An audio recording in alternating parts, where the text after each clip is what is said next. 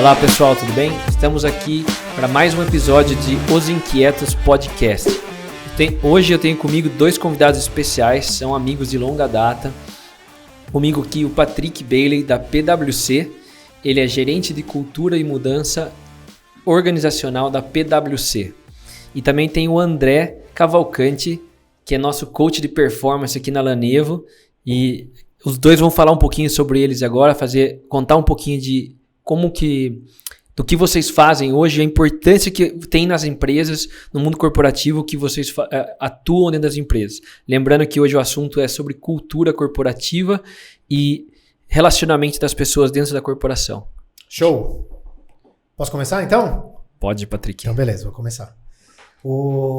Dentro da PwC, né, e na minha carreira profissional, eu trabalhei com cultura há bastante tempo. Então, o que é trabalhar com cultura e mudança organizacional? É justamente fazer o entendimento para o pessoal que está na empresa do que a gente faz, por que a gente existe, para onde a gente está indo e como que a gente faz isso, como que a gente interage, o que faz sentido dentro da nossa cultura, dentro do nosso microcosmos empresarial, e que diferencia uma empresa da outra, que é basicamente missão, visão e valores.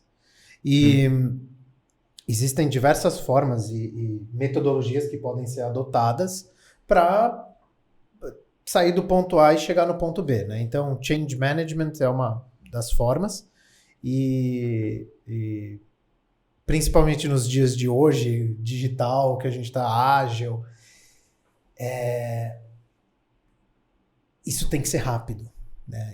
Mas você está falando de comportamentos, que o André manja demais aqui e sabe que não é uma coisa que você muda do dia para a noite. Sim, né? Sim. E acho que a sua camiseta está muito dentro do tema, que não é uma coisa que você vira uma chave e você muda o mindset das pessoas. Então, ser pautado em change management ajuda bastante a fazer isso daí acontecer. Legal. É legal falar também que você tem uma bagagem, você tem uma certa autoridade nisso, porque desde que eu te conheço, você está nessa jornada, nessa carreira que você vem desenvolvendo dentro de várias empresas, exatamente nesse setor que passou um pouco por indoor marketing, depois que é meio junto, né? Que é cultura corporativa, que é você desenvolver os core values, né? Que são os valores fortes da empresa, que você está disseminando ali através da cultura.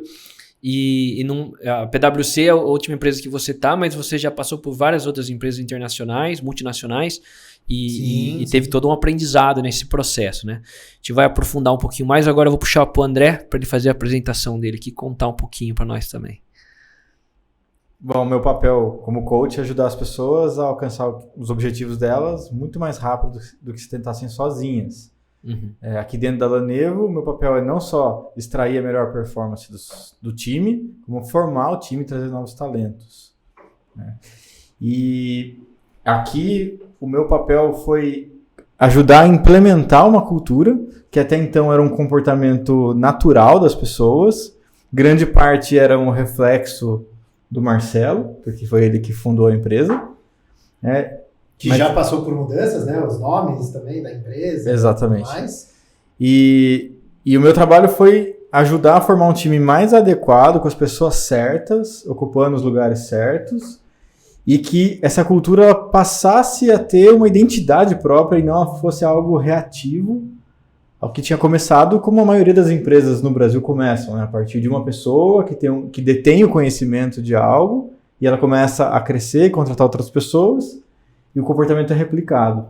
E esse é um trampo que não acaba nunca, né? Não acaba nunca. Porque a cultura é orgânica, né? Ela tem ciclos e vai mudando e vai girando.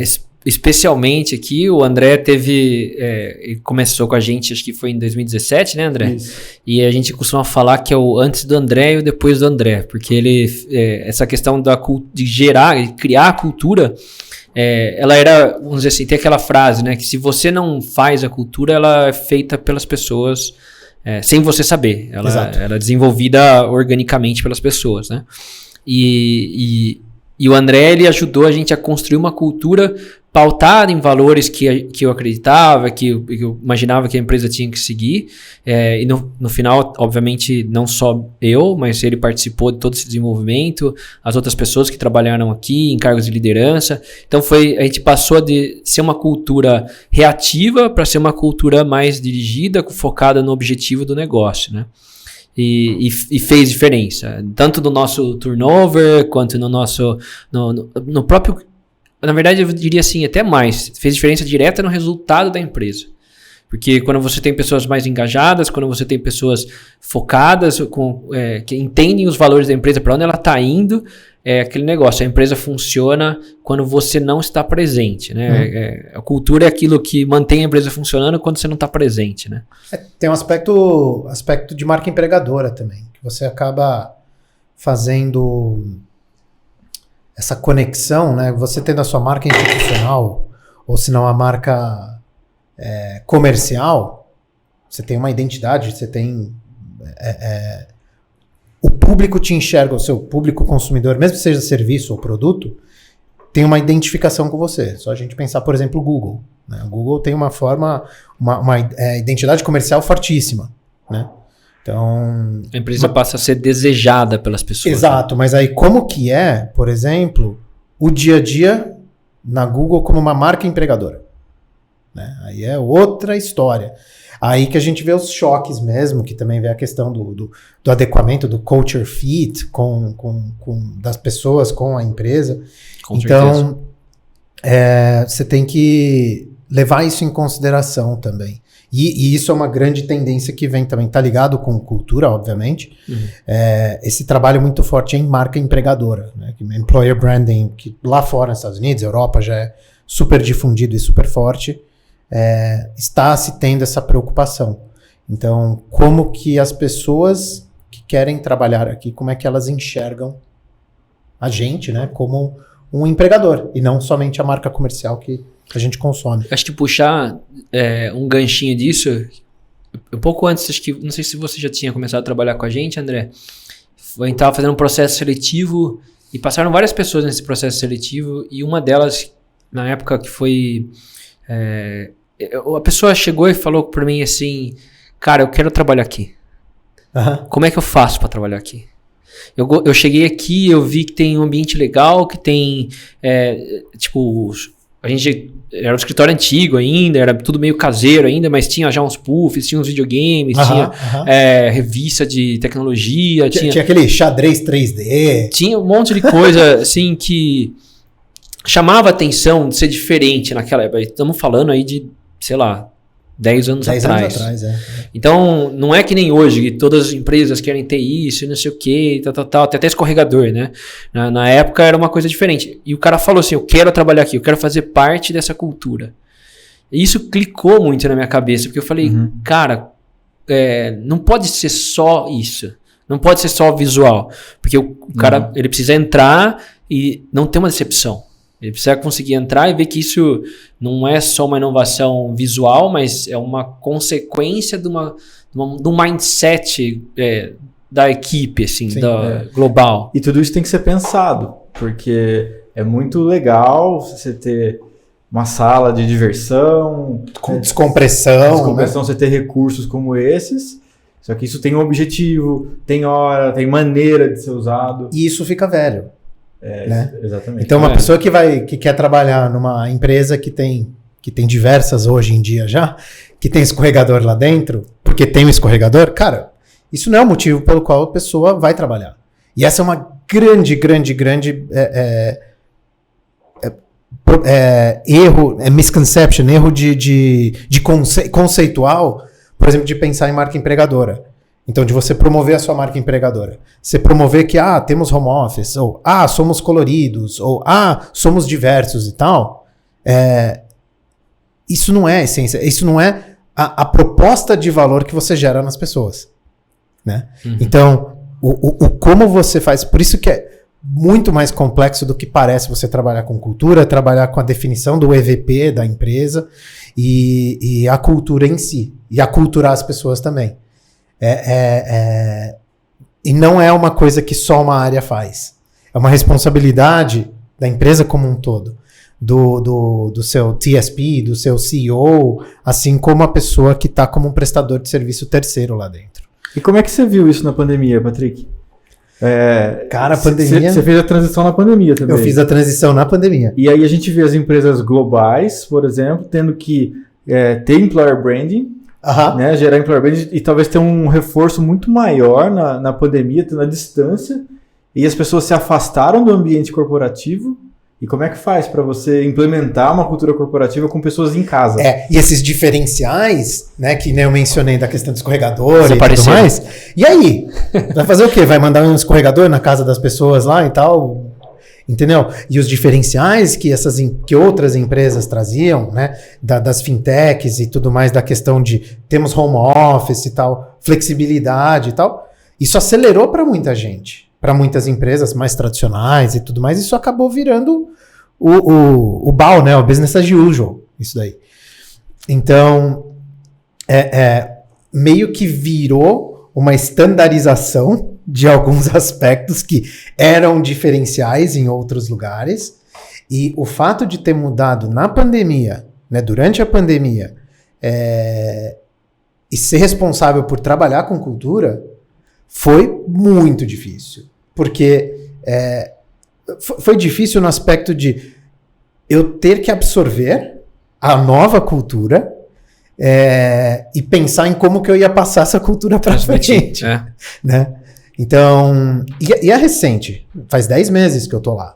Uhum. Então não faz muito tempo. Então, obviamente, tiveram transformações na PwC antes da minha chegada já, com essas adequações da pandemia, né? Como eu falei, foram 10 meses, né? Só deixando um pouco o negócio temporal aqui, a gente tá quase batendo os 2 anos da pandemia, né? Sim, então, sim. A gente ainda tá no meio da pandemia. Então, as mudanças ainda estão sendo feitas nesse sentido, de adequações e tudo mais. Uhum. Então, meio que sendo mais pragmático no que você perguntou, a cultura, né, você acaba trabalhando com rituais, ritos, símbolos, comportamentos e tudo mais. Então, qual que hoje em dia, com home office, qual que é o estímulo que as pessoas têm de aculturamento para as empresas que elas estão trabalhando? Porque antes, quando era a realidade anterior, que você ia para o escritório e tudo mais, dependendo da empresa, você tinha que usar uniforme, você entrava no ambiente corporativo mesmo, que seja mais formal, informal, isso não quer dizer nada. Esses ritos, esses símbolos são o que leva você a criar uma comunidade, né? Sim, mas isso era presencial, a gente se via, a gente se tocava, né? Hoje em dia você quer chamar alguém, você tem que ficar acionando ela via chat, aí a pessoa não responde porque tá em call, e a gente tá em um call atrás do outro e tal. Uhum. Então, a única, o estímulo que seja, né, as cores da empresa, que dentro do espaço físico que existe, crachá que tem que usar para passar, para liberar coisa e tal. Então hoje se limita ao quê? É o computador, é o fundo de tela e é o screensaver. É isso que tem de estímulo nessa frente de símbolos e tal. Sim, mas eu acredito que vocês tiveram que fazer todo um trabalho de gerar material, de onboarding, PDF, vídeo, toda uma estrutura. Cara, você falou num negócio que é super, super, super recente, que foi lançado semana passada, ou mês passado, que foi com a entrada da nova geração, que a gente chama lá, que são os novos trainees que estão chegando. E a gente entrou, antes de ser lançado, a gente já entrou nessa discussão. A gente falou, como é que a gente consegue fazer que as pessoas sintam que elas estão entrando aqui na PwC? Porque se vocês, para quem não conhece, dá uma procurada no Google, como é que são os escritórios da PwC. É lindo, cara. Eles levam muito a sério, assim, a questão de identidade visual. É foda mesmo, assim. Uhum. Até o carpete é cinza, mas ele tem alguns detalhezinhos nas cores da PwC, que tipo, vai num Pantone meio que tem rosa, tem um laranja, alaranjado, avermelhado, e tudo é sempre nesse tema. É sensacional, cara. Você entra assim, você tá dentro mesmo. Então como que a gente ia conseguir passar isso pra galera? A gente passou a colocar no kitzinho onboarding, que muita gente fala que é employer branding, mas não é. Óculos VR, e a gente desenvolveu um vídeo que faz uma parte do onboarding, no qual a pessoa, usando o VR com o celular, que a gente dá celular também pela empresa, com plano de dados e tal, porque a gente tem o pessoal tudo remoto, né? E usando o óculos, cara, você consegue fazer a sua imersão de estar no escritório da PwC. Então aí a gente colocou todos os símbolos, a parte muito forte que a gente tem de inclusão e diversidade, tem 5 frentes diferentes, a gente já começa a dar esses estímulos visuais para as pessoas, tem a parte dos valores também, que estão já... E aí vai andando pelo escritório, cara, como se estivesse lá. Um tour guiado, assim. É muito legal, cara. É coisa que nem fazia coisa de museu, coisa assim, sabe?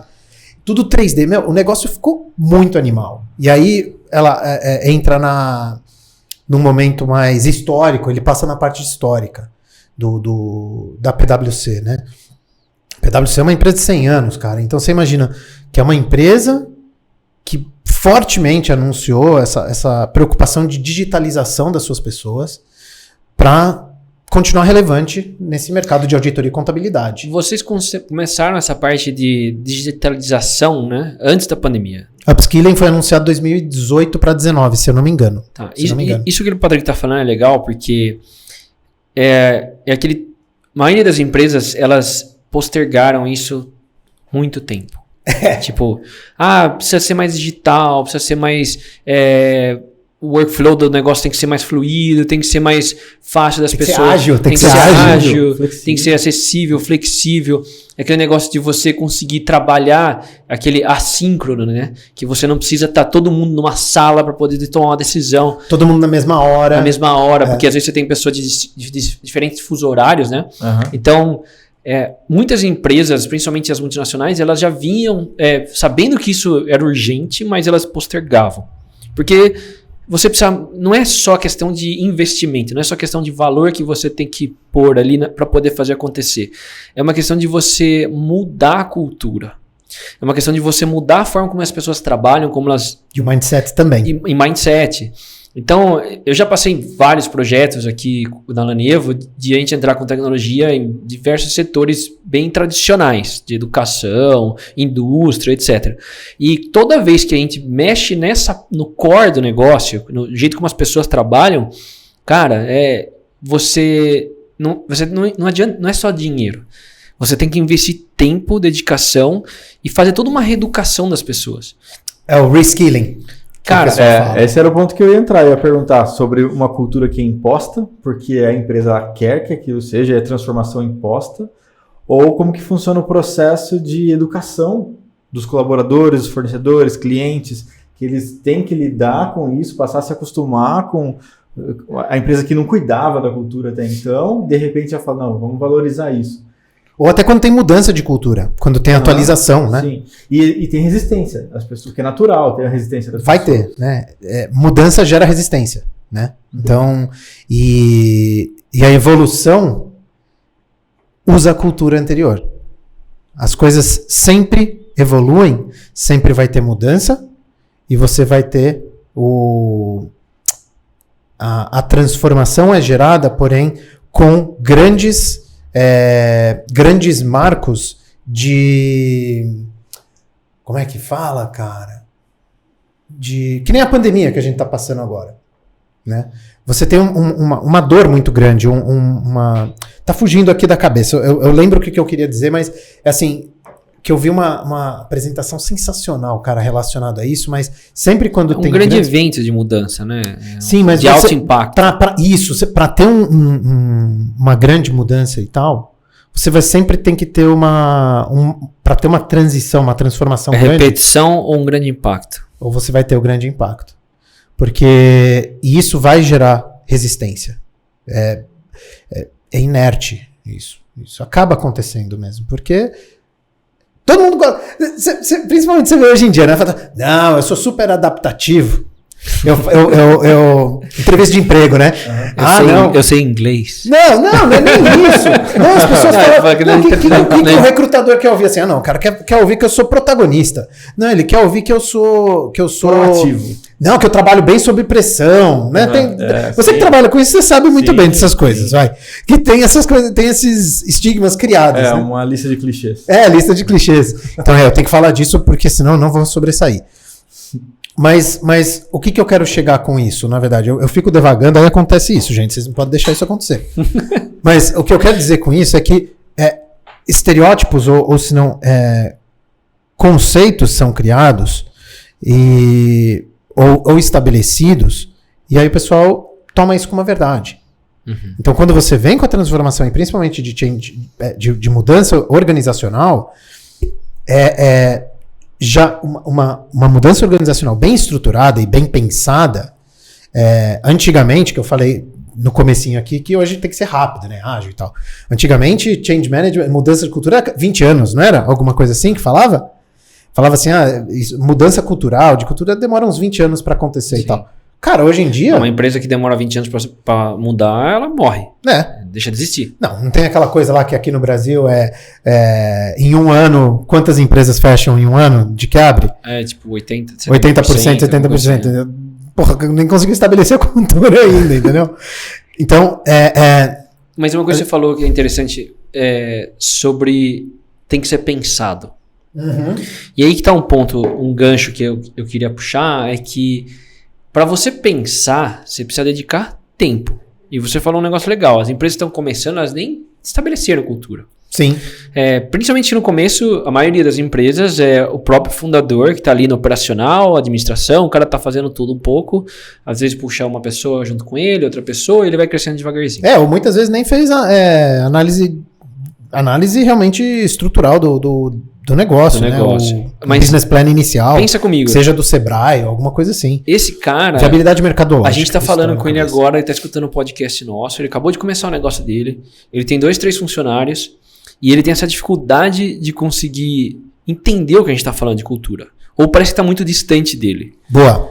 Porque a gente fala, você tá falando uma PwC, sei lá, e outra, você tem uma história de passar por grandes empresas, você passou pela Hyundai também. Uhum. Então parece para esse cara que é muito distante. E eu queria que a gente desmistificasse isso, porque eu mesmo pensava assim, e quando clicou na minha cabeça, eu diria assim que foi até tarde. Se eu tivesse entendido isso antes, e você mesmo me falou antes, quando você ainda trabalhava na Hyundai, que isso era importante, a definição dos core values, da cultura corporativa, etc. Sim. E parecia inalcançável. Não é nem que eu não sabia que era importante. Eu sabia que era importante. Mas eu estava tão focado na operação do negócio, tão focado em resolver os problemas, dar um jeito de escalar, contratar gente, etc., que acabava ficando isso em segundo plano. Sim. O que eu não via era que isso meio que roubava tempo meu. E eu queria desmistificar isso. Eu acho que eu pedi ajuda um pouco pro André também. Porque é acessível. O primeiro ponto é que isso já funciona, você olhando para isso ou não. Isso já funciona. Então, se você começa um negócio e você é o negócio, se você for falar de valores, as pessoas elas vão te reconhecer pelos valores que você entrega como pessoa, a maneira como você trata o seu cliente, a maneira como você se relaciona. Então, quando você for elogiado por alguém, ele vai falar, o Marcelo ele é bom por causa disso. Chama ele para formatar seu computador. Ele é o cara. Então começa ali os valores. Então você dando atenção ou não, já está acontecendo. Esse é o primeiro ponto. Então parece que eles... Do walk the talk, né? Exatamente. Mesmo sem ter o talk. É só o walk nesse caso, né? E tá lá. É o exemplo. É o exemplo. Tá acontecendo. Você só não sabe que você tem que olhar para isso, porque quanto de educação empresarial a gente tem? A gente não tem nem educação financeira. Uhum. Então eu vou fazer o que eu sei fazer. Vou fazer muito bem, porque eu fazia no meu emprego antes. Agora eu montei o meu negócio. E aqui eu vou. E a hora que meu negócio cresce, eu não tenho tempo de olhar para isso. Já aumentou, já contratei gente, as pessoas entram e saem, é normal a gente sair. Né? É normal perder pessoas, isso faz parte do dia a dia. Então a maioria não pensa nisso porque nem sabe que precisa disso, nem sabe que o problema existe. É um bom ponto. Depois, a hora que a empresa cresce, ele precisa saber recrutar. E como que recruta?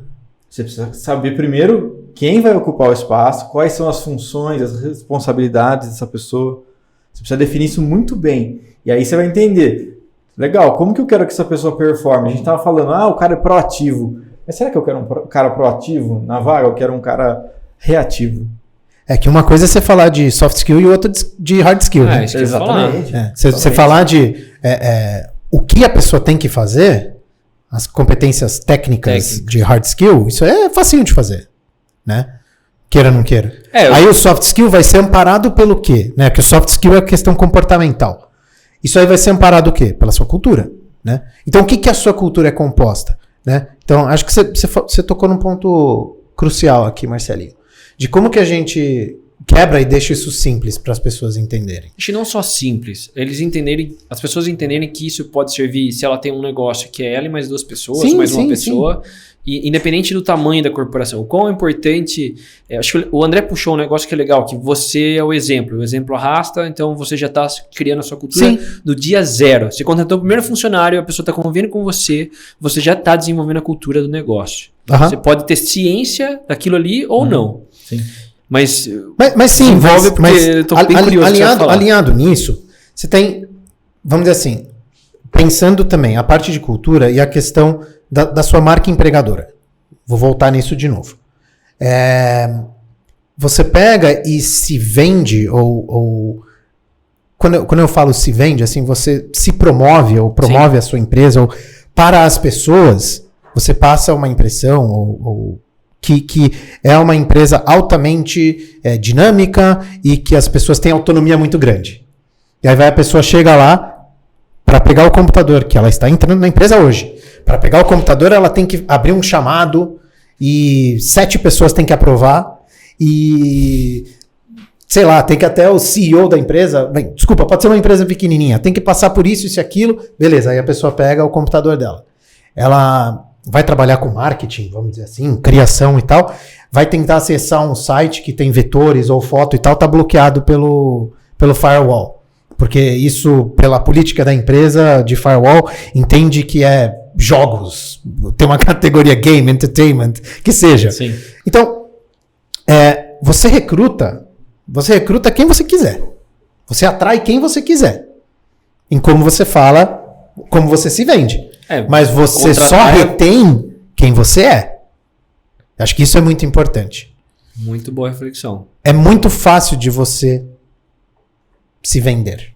Porque quando você está contratando alguém, você está vendendo o conceito, a ideia do negócio, a empresa. Qual que é a proposta de valor que você está gerando para essa pessoa que quer trabalhar para você? Sim. Que hoje em dia não é nem essa a perspectiva. A perspectiva inverteu, principalmente com a pandemia.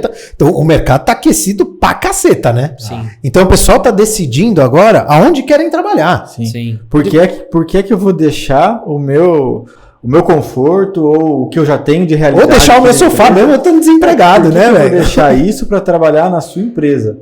Né, o que tem aí? O que você me oferece? O que tem aí de interessante para mim que vai me levar para onde eu quero como carreira, como vida? E eu garanto que não é a merda do escorregador. Não é o escorregador. Não, e eu acho que não é o escorregador e também não é só benefícios ou isso ou aquilo. É uma pesquisa muito legal que saiu recentemente. É o que eu vou...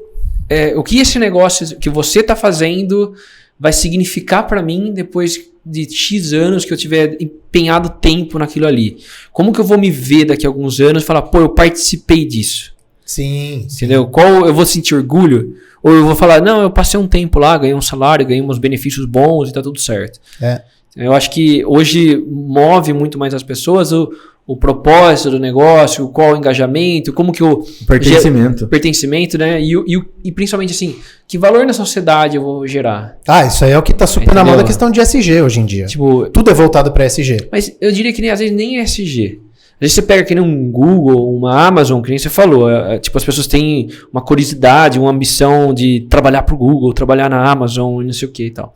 Mas tem empregos maçantes. Por exemplo, tem coisas da Amazon que você ficar validando se a pesquisa que fulano fez, ela é coerente, a resposta. Sim. O cara ficou o dia inteiro lá, checando o robozinho. Literalmente, ele é um professor de uma inteligência artificial. Você sabe qual que é o o turnover rate? Google, Facebook e tal, você tem essa ideia disso? Não tenho essa estatística. Em torno de 1,5 ano, gente. Então nós estamos bem aqui na Lanevo. Não, mas aí que tá, essa que é a porrada. É uma porrada mesmo falar isso. Por quê? Pô, você tá falando as empresas que todo mundo tá falando, cara. Todo mundo quer trabalhar lá. Esse índice, ele é tão... Não sei se eu falo se é alto ou baixo, mas acontece num período tão curto, porque o nível de estresse e pressão dentro dessas empresas é altíssimo. É a questão que eu falei da desconexão da marca comercial, que, pô, todo mundo consome Google. Mesmo se você tem produtos da Apple, você vai fazer busca onde? Sim. Você faz lá. Eu vi uma coisa engraçada. Eu vi uma coisa engraçada essa semana passada, na verdade, que o Bing, o termo mais procurado no Bing, sabe qual que é? Google. Chrome. Mas enfim, não tem nada a ver com o negócio, mas é só uma curiosidade inútil. Mas enfim, mas aí, por exemplo, essa questão de tipo, pô, eu sou um consumidor do negócio, o negócio é bom pra caramba e tudo mais, que é a marca comercial. Aí vem na marca empregadora, tipo, putz, não é isso que eu tava imaginando. Muita gente usa de trampolim. E aí a gente olha lá para os anos 2000, quando a gente estava virando, né, da década de 90 para os anos 2000, onde a doença do século era o estresse. Sim. Porque as empresas elas tinham se informatizado e passaram a ser cobradas na velocidade do computador. Sim. Né? Então elas... Era mandar carta, era mandar e-mail. Foco no resultado. Esse era o termo, foco no resultado. As pessoas são substituíveis. Sim. Elas são descartáveis. E depois de todo esse lance de estresse, aí as empresas começaram a valorizar. Aí a gente escutava a Microsoft falar que é horário flexível, cada um tinha uma sala toda legal, né? Você fazia o horário que você quisesse. E aí começou tudo a ser trabalhado para que o ser humano fosse valorizado. Né? Foi até um dos momentos onde o Tony Robbins ele brotou colocando a pessoa no centro. E não mais o resultado, não o negócio. O resultado você decide como uma meta, mas você olha para o que está no meio do caminho, que é a jornada, o processo e principalmente as pessoas. E as empresas começaram a valorizar isso e foi gerando o Employer Branding Experience. Cara, eu posso aproveitar que você falou disso, essa questão do estresse e tudo mais. Vocês estão por dentro de como que o Brasil está no ranking mundial de depressão e burnout, onde a gente se encontra? Em vários rankings a gente tá lá no final, né? Eu não tenho Vocês muita fazem referência, ideia? cara. É uma pesquisa recente que saiu. Eu vi que tava subindo os casos, principalmente por causa da pandemia, a galera ficar em casa. Burnout, somos número 2 globalmente. A gente só perde para o Japão. Caraca, velho. E estresse, eu não lembro que posição que tá, mas tá no top 5 também. Né? E eu acho que uma coisa importante, tudo bem que não tem muito a ver assim, com o negócio de cultura que a gente tá falando, mas eu não sabia disso, tá? Sendo bem sincero. Mas burnout, ele é uma doença ocupacional. Vocês sabiam disso? Ele é ocupacional. Sim. Então não é aquela coisa, eu tô em casa... fazendo minhas coisas lá, meus filhos estão me estressando aqui, estão pulando minhas costas com burnout. O burnout é uma doença ocupacional, cara. O estresse tem diversas formas, né? Você faz estresse num material e tal, para testar. Você tem o estresse do dia a dia, do trânsito, as crianças, que seja, o cachorro, whatever. Mas eu não sabia, cara. Eu falei, por que eu tô falando isso, né? Porque, de certa forma, está assim conectado com cultura. Dentro da PwC tem uma frente muito forte, um programa global que chama Be Well, Work Well, que ele é voltado para saúde, né? E eles categorizam e tudo mais, mas eles categorizam em energias, 4 energias. Que tudo que a gente faz alimenta ou drena essas energias. Então, a energia mental, obviamente, é altamente afetada. Né? Tem um impacto muito grande com essa questão do estresse e pode gerar burnout, emocional. O negócio é bem interessante. Isso é uma coisa interessante também, que está ligado também com essa questão de cultura. Né? Então, se você pega uma empresa, pega e fala que a gente é altamente preocupado em devolver para a sociedade. A gente tem uma preocupação muito grande com responsabilidade social. E você vê que a única preocupação é realmente o lucro, ou bater suas metas e tudo mais, e sei lá, patrocínio de corrida que tem na cidade ou whatever. O que está devolvendo? Como que está devolvendo?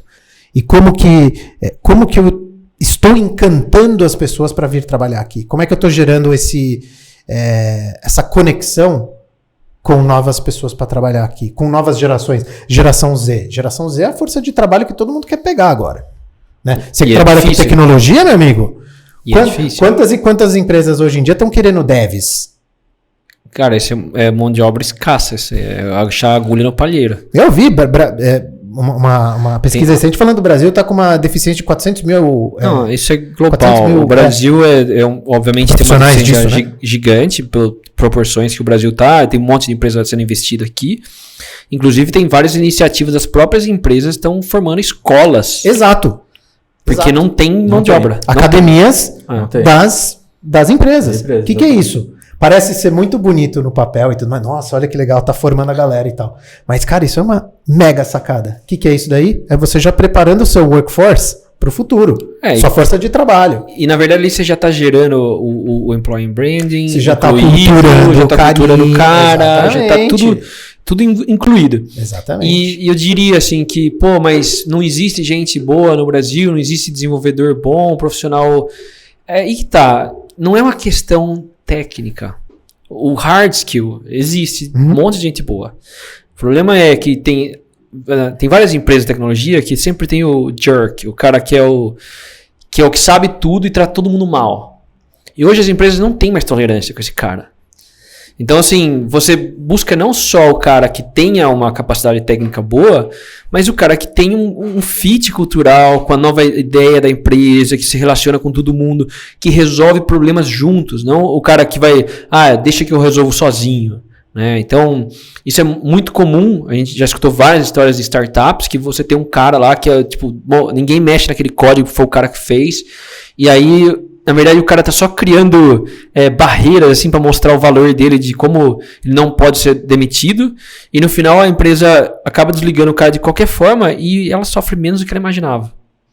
Não porque o cara tinha um conhecimento que ninguém tinha, mas porque o cara gerava tanto problema paralelo que sofrer um pouco para conseguir 3, 4 pessoas às vezes cobrir um pouco ali, você tolera mais do que tolerar o cara. É aquela história, a gente falou, você não manda a pessoa embora, normalmente, na maioria, 90% das vezes, por falta de conhecimento técnico. Você dispensa ela por quê? Por comportamento. Nunca é por currículo, por comportamento. É muito difícil ser por currículo, cara. É muito difícil. Porque hoje em dia tá cada vez mais difícil de mentir, né? Exato. É mais fácil ser demitido. Aquelas coisas que a gente mencionou antes, né? As respostas padrão que eu tenho que dizer. O cara foi muito liso, assim, conseguiu passar na entrevista com uma mentira. Nos primeiros meses você já vê que o cara não serve e você demite ele logo. Mas vai acontecer você ter o prejuízo de todo o processo seletivo. Ou chamar o próximo da lista, que graças a Deus, se Deus quiser, vai estar lá esperando para ser chamado. Esse é outra coisa, né, cara? Você, no processo de contratação, de você identificar as pessoas certas, a gente já não vê só hard skills. Inclusive, dependendo da área que a pessoa vai atuar com a gente prefere até a pessoa que tem uma iniciativa, tem já um conhecimento mais básico de hard skills, mas que tem o fit cultural, que ela vai conseguir se adaptar, vai aprender rápido, exatamente porque, no nosso caso específico, a gente tem áreas da empresa que elas são muito específicas do nosso business, da nossa maneira de trabalhar, do produto que nós desenvolvemos. É muito nichado. Então, quando é para esse produto, por exemplo, posso pegar o cara mais gênio de informática, de tecnologia, etc. Ele não vai conseguir performar muito melhor do que um cara que está começando. Sim. Porque eu tenho que ensinar o cara do mesmo jeito o produto, o nicho de mercado que a gente está atendendo e assim por diante. E essa é uma percepção interessante, porque tudo que a gente está falando levou tempo para nós aprendermos. Nossa, muita tentativa e erro. Contratar. O que é o melhor para a gente? Hoje, por exemplo, a gente entende que para um dos setores da Lanevo, precisa ser estagiário. Não vale a pena contratar a pessoa que já está formada, a não ser que seja uma necessidade muito específica. Caso contrário, é muito mais proveitoso pegar a pessoa mais crua, porque ela vai ser treinada desde o princípio do sistema. Vocês já conseguiram mapear processos e cadeiras. Exatamente. Né? Então vocês já estão em outro nível aí na equação. A gente não é uma empresa gigante. Uhum. E aí que eu falo que é possível você fazer isso em empresas menores. É possível você tem que ter atenção. Eu diria que de uma lista de coisas que você tem que prestar atenção numa empresa, financeiro, produto, marketing, vendas, etc., tem que ter ali a cultura corporativa. Você tem que estar atento na maneira como você está lidando com as pessoas, na maneira como é que elas vivenciam isso, né? Como elas e se pôr um pouco na posição. Cara, como é que eu quero ser tratado? Como é que eu fui tratado nas empresas que eu passei antes de montar a minha própria empresa?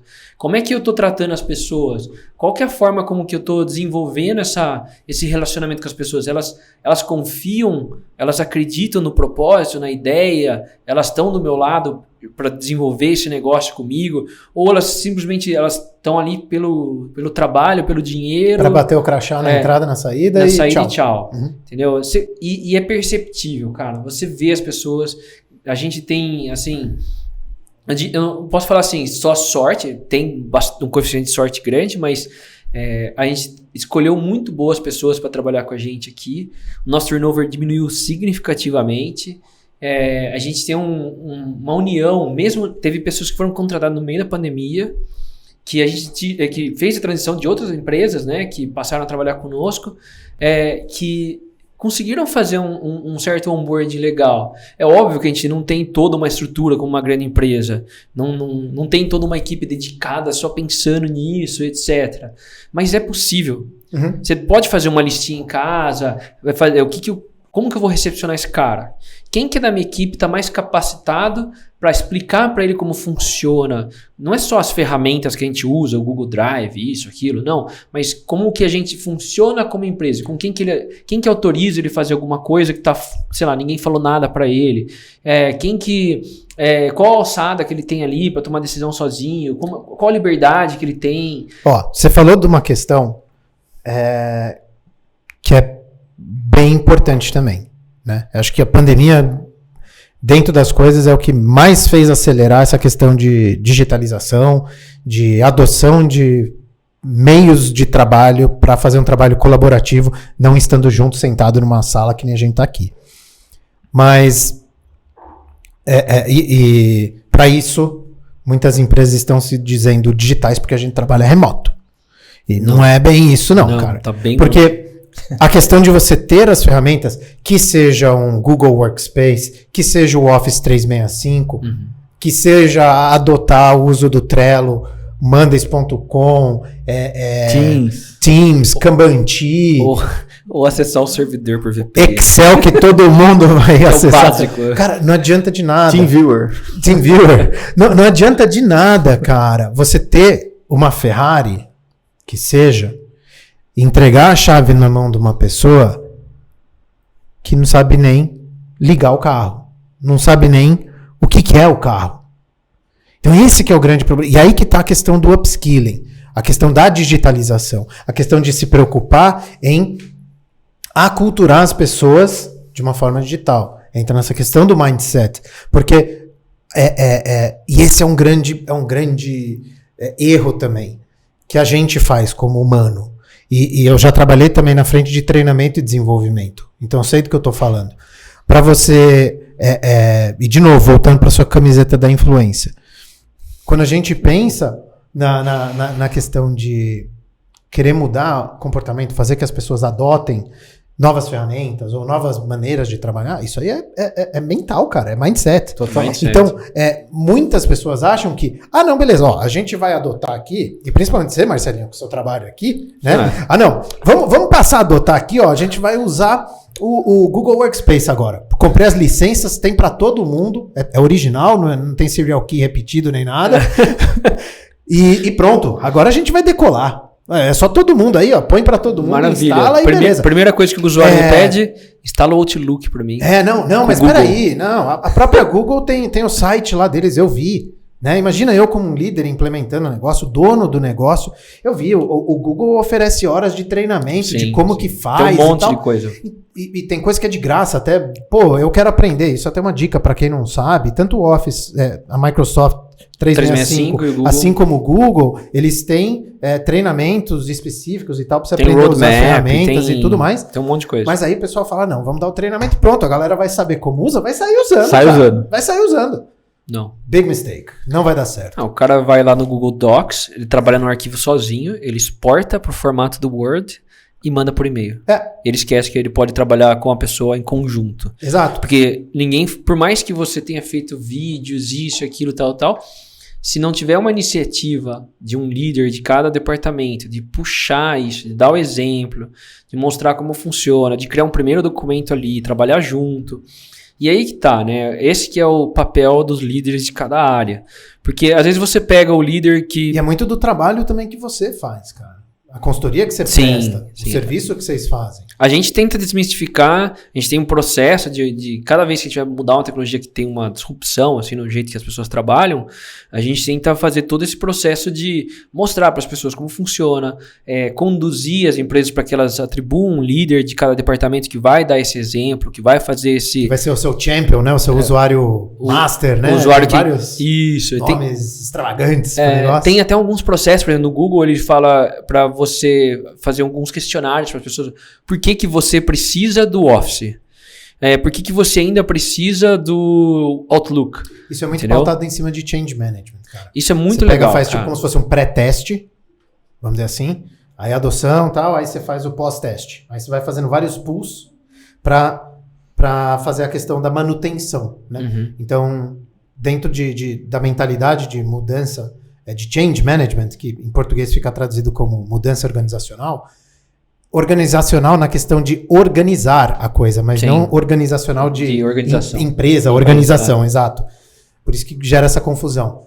Ele tem algumas etapas. Uma delas é o primeiro momento, que é o awareness, que é a questão de, tem um negócio aí para acontecer, então eu tenho os estímulos iniciais, aí você tem um understanding, fala assim, então eu tenho que fazer assim, então, porque assim vai dar certo, A mais B igual a C, beleza, né? Então a pessoa já começa, aí entra a parte de treinamento, entra a questão de fazer a pessoa entender o que é aquilo. Aí depois disso vem a questão do practice mesmo, que é a questão de já entrar com o negócio operacional, saindo do ambiente qualidade para ambiente produção, né? Que tem isso no SAP, que eu lembro, que era uma ferramenta que eu odiava, mas enfim. Todos os clientes de SAP agora tristes. Não, eu sou ruim de SAP mesmo. Eu nunca fui treinado em SAP e tal, então eu tive que aprender na porrada, bicho. Mas aí depois disso, na questão da adoção, e aí tem a manutenção, que aí você vai na sustentação, perdão, que é a palavra. Eu vou trazer um exemplo nosso. Um exemplo... Que medo, cara. Exposição aqui, né? O Marcelo é um entusiasta das coisas que ele vive, né? Sim. O Marcelo, é um rapaz intenso, ele né? É intenso, né? Ele é intenso com a Apple, ele é intenso com o esporte atualmente, ele é intenso com as coisas que ele vive. E não olhando para isso de uma maneira pejorativa, muito pelo contrário. Ele vê uma aplicabilidade daquilo como um ganho na vida dele. Ele se empenha. Ele se empenha e ele quer que isso aconteça rapidamente na empresa. Então ele move mundos e fundos para que isso aconteça dentro da empresa e gere um resultado. E aí chegou no meio da pandemia, o Marcelo estava lendo o livro do Scrum. Nossa, verdade. E ele trouxe o Scrum. Aquele amarelinho com os quadradinhos vermelhos na frente? Como é que é? A arte de fazer o dobro na metade do tempo. Eu acho que é esse aí escrito mesmo. pelo próprio cara que criou o Scrum. E tal. Esse é mesmo, amarelinho. É bom esse livro. E aí, dica de leitura, gente. E a gente teve a experiência, né? A gente tem um grupo que é o board da empresa, e a gente teve a experiência de aplicar o Scrum no conselho. Né? No conselho da empresa. E ali o Marcelo, ele deve ter enfrentado uma das maiores resistências de... Esse mesmo. Exatamente. Ele deve ter enfrentado uma das maiores resistências de aplicação de um método na empresa. Eu acho que foi... Tem que me dar um desconto, porque foi no meio da pandemia. Sim. Era tipo... A verdade é assim... Você fez de remoto? Remoto. Caraca, sério? Não, remota. Eu precisava... Você usou o Miro ou alguma coisa assim? Não, a gente usou... O que era? ClickUp. Excel, coloriu a célula aí. Tipo, o ClickUp tem um monte de tipo de board diferente. Mas o ponto era, a gente precisava... Era gerenciamento de crise. Tipo, pandemia em março, primeiro a gente saiu antes de todo mundo declarar aqui no Brasil, a gente viu que lá... Foi 18 de março, né? Acho que Acho que a segunda semana de março a gente já viu que lá fora tava fechando tudo. Eu falei, eu não vou esperar, ficar decidindo se fecha ou não fecha. Vamos fechar, vamos todo mundo para casa, pelo menos tira esse elefante da sala e começa todo mundo a focar em entregar resultado. Só que eu falei, fomos para casa. A gente já trabalha remoto, atende cliente remoto, o impacto operativo de cliente vai ser baixo, mas e o administrativo? Que a gente está acostumado a tomar decisão junto, falar, discutir, etc. Fora que, de repente, o administrativo virou um campo de guerra. Você tinha que negociar um monte de coisa com um monte de fornecedor, você não sabia se ia receber dos clientes, você tinha um monte de situações que era literalmente um conselho de guerra. Você tinha que falar assim, como é que eu tomo decisão rápido e de forma eficiente e não esqueço de nada? Então... Foi aí que eu falei, Scrum, eu já usava o Scrum para algumas coisas na minha vida pessoal. Vai fazendo sprintzinho. Vamos fazer sprint, joga tudo lá, vai ver o que... Cara, do que a gente pode pegar? Só que assim, eu tinha um Scrum claro na minha cabeça. Eu já tinha lido livro, eu li livro para reforçar o conhecimento que eu tinha meio que empírico. Né? Que eu fui aprendendo, etc. On the job, né? Fazendo mesmo. Fazendo acontecer e tal. Inclusive, eu já tinha implementado o Scrum por desenvolvimento em Buenos Aires. Lá na equipe que a gente tem lá em Buenos Aires, da outra empresa que eu atuo. Então, eu falei, não vai ser difícil. A galera trabalha do meu lado, todo dia sabe como eu trabalho, já sabe que eu gosto, eu falo para os cotovelos. Difícil. Foi muito difícil. Aí o André pode contar, acho que com menos parcialidade que eu vou contar. Foi muito difícil, eu estava do outro lado da tela. Então uma coisa... Vocês querem que eu fique de mediador aqui? Uma coisa importante que... Não, o André foi o que foi mais fácil, eu acho. Uma coisa muito interessante é que culturalmente as videochamadas aqui são de câmera fechada. Sim, sim. 99% das videochamadas, câmera fechada. A maior parte disso, e culturalmente, pela maioria do time ser de introvertidos. Maioria. O pessoal tem introvertido. A maioria. E isso, na maior parte, também refletia no administrativo.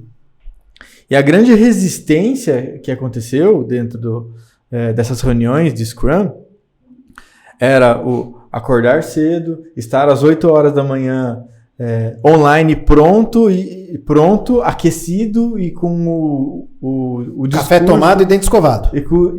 Isso não estava escovando durante, né? Você escutava uma aguinha no fundo. Assim. Enfim, tudo isso acontecendo era uma pressão para a maioria das pessoas. Era muita pressão. Era uma pressão muito grande. Eu passei por isso também. A dificuldade era também o que é essa reunião? Ela é um report, eu estou devendo informação para o meu chefe, para o dono da empresa. O Marcelo, ele viajava muito, então grande parte do tempo ele estava ausente, ele passou a estar presente todos os dias. Sim. Então, primeiro choque. Segundo foi, eu estou dando report, ou eu estou aqui simplesmente fazendo o rito do Scrum, que é falar o que eu vou fazer, o que faz parte das metas, o que eu estou pegando, o que eu fiz ontem, o que eu vou fazer hoje, o que eu estou enxergando. E aí, o choque com isso era que tantas pessoas... Se não tivesse nada para reportar, não estava fazendo nada. Sim. Essa que é a treta, né? E essa dificuldade de transição é porque tinha a confusão de todo mundo. Porque você tem papéis hierárquicos, cada um representa alguma coisa, então, de repente... Eu tô dando... Não estou dando reporte. Eu não tenho obrigação de dar o reporte. Eu posso dizer até que não fiz nada, porque eu ainda estou na tarefa de ontem. Uhum. Só que, de repente, a maneira como um fala, no chefe chega e soa de um jeito. De repente, aconteceu o contrário. De repente, era reporte mesmo. Então, tem um caminhar... Né, nossa, deve ter sido foi muito difícil, porque assim, a ideia era da daily, né? Se você vai lá... Fazer a daily. O check-in diário, né? Você fala, eu vou fazer isso hoje, eu tô travado porque eu preciso daquele paper, alguma coisa que alguém tem que assinar, sei lá. E era muita coisa de negociação, de contrato, disso, daquilo. Isso era tudo com administrativo. Era assim, tinha comercial, administrativo, o André na parte de gestão de pessoas, porque a gente precisava também ver se a galera não estava desanimando, querendo, sei lá, não sabia o que ia acontecer. Uhum. E o operacional também, tinha uma pessoa operacional. Então, era meio que, cara, eu tô travado no operacional por causa disso, porque um analista sumiu, aí o André tem que entrar em jogo. Então tinha várias coisas que aconteciam no dia a dia. Então o daily era pra isso, pra você falar dos seus bloqueios e cada um depois da daily chamava a pessoa no particular, cara, preciso da tua ajuda nisso, ou eu vou te ajudar nisso e assim por diante. Era meio que assim, saber o que estava acontecendo e que aquilo ali podia impactar no meu trabalho. Tinha um objetivo louvável. Mas para as pessoas que estavam frequentando era penoso. Fracassamos veementemente. Era penoso estar ali, não era, acabava não sendo produtivo. Aquela coisa, né? O propósito não foi gerado, né? Exato. Não conectou essa questão do propósito. É que a gente tava conversando sobre a questão de influência, né? Eu sei fazer, eu quero fazer. Tipo, o cara até sabia fazer o negócio, mas fazia sentido, eu quero fazer isso?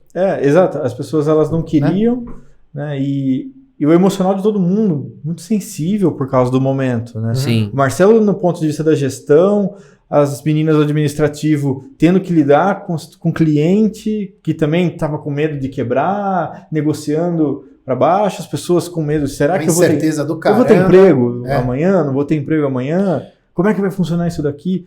Então aquela mescla de hierarquia, de sentimento, de novidade, chegava num ponto que estava todo mundo torcendo para que aquilo deixasse de acontecer. Então teve uma resistência enorme. Sim. E hoje tem ainda? Hoje a gente não tem mais isso e é mais fluido, não tem a gente deixou de fazer o ciclo, né? Deixou de fazer quando a gente voltou pro presencial, pro escritório. A gente deixou de fazer quando voltou pro presencial. Eu acho que outra coisa também que... Na verdade, cada um faz o seu Scrum, na verdade. Quando a gente voltou presencial, tipo, eu faço os meus, das minhas coisas, as coisas que eu tenho que fazer. A galera no administrativo faz os deles, o André administra a parte dele de outro jeito também. Sim, cada um ficou... A gente deu autonomia. Assim, ó, vê como que funciona melhor com a tua equipe e bora. No operacional eles usam bastante. Não, porque outra coisa que eu lembrei, do que a gente tava falando, de o remoto, a cultura em si, trabalhar, né, que nem você falou, da questão, tá escovando o dente ainda e tal, a questão de estar trabalhando, né, o horário de trabalho e tudo mais, né. Então, antes da pandemia, empresas adotavam a questão de horário flexível para entrada ou tal. Algumas empresas adotavam, perdão. E era ok, né? Então, sei lá, você tinha uma faixa de horário, chega das 7, principalmente em São Paulo, que tem rodízio. Rodízio, trânsito, etc. Beleza, você chega às 7, você tem que cumprir sua jornada diária. 40 horas não, vai 20 horas. Não, 20 diária não. Puta, Cirilo, eu tô falando semanal é 44 horas. 9 horas, 8 horas no dia. No dia, tal. E aí, o fato de, beleza, você tem essa janela, né? Então, Patrick, eu vou chegar às 10 hoje. Então, se a pessoa olhou lá, eu não tô lá. Né? Por que eu tô falando isso? Parece óbvio. Como é que isso acontece no home office? Cara, a gente tem que estar disponível o tempo todo. Porque a gente tá em casa. Então, ainda continua essa questão de flexibilidade. Né? Então, eu conheço diversas empresas que estão com isso, mas estão tendo dificuldade no entendimento do que é flexibilidade. Cara, e aí, eu acho que você teve uma oportunidade parecida com o que eu tive na minha vida, que é ter a paixão por carro, te levar a trabalhar na indústria automobilística. No meu caso, eu trabalhei como designer e você foi trabalhar com cultura corporativa na Hyundai. Exato. E como é que foi essa experiência? Foi sensacional, assim, mudou minha vida no sentido de... Porque eu sou formado em ADM, né? E aquela definição, uma pessoa formada em ADM sabe de tudo um pouco e de tudo um nada, né? Então, para que lado que eu vou? Qual que é a carreira que eu vou seguir? Foi por tentativa e erro. Né? Então, experimentei mais voltado para área financeira, finanças e tal, fazer pagamento, coisa... Putz, para mim não serve. É muito rotineiro. E outras coisas que eu vi assim, falei, putz, rotina não é uma coisa que... Quando eu falo rotina, é entrar em coisa operacional que é bem Dinamismo, você tá falando? Coisa que não exige muito... Cara, quem conhece você definitivamente sabe que precisa é impossível. Não, como ele terminou a faculdade, né? Precisa ter bucha pra resolver. Esse nem é o problema. O problema é que, tipo, o Patrick, ele trabalhou na cultura inglesa e ele era um professor que todo mundo curtia. Porque... menos não, a Larissa é brother nossa até hoje. Né? Que era minha chefe, que também abriu minha cabeça em muitas coisas. Mas era legal que o Patrick era fora da caixa, assim, de tudo, cara. Você deixou de ser? Não, eu acho que eu tô mais contido agora, mas... Não tinha como ele ficar num negócio, tipo, trabalhar num... Como é que é o nome? Trabalhar dentro de um moldezinho. Ali, não fechadinho, no escritório. Isso é muito louco, né, cara? Porque você para pra pensar... Hyundai, uma empresa coreana, né? Aí indo nessa coisa cultural. Os orientais são tudo muito assim, né? A gente comentou o negócio da Toyota, dos japoneses, é o Kaizen. Você pensa assim, eu vou trabalhar numa empresa oriental, eu tenho toda essa cultura que envolve isso, né? Isso é uma pergunta que eu queria fazer para você. Você percebeu isso nessas empresas? Você trabalhou, a PwC é uma empresa americana, né? E você trabalhou numa empresa oriental. Você percebeu alguma diferença cultural? Como foi isso?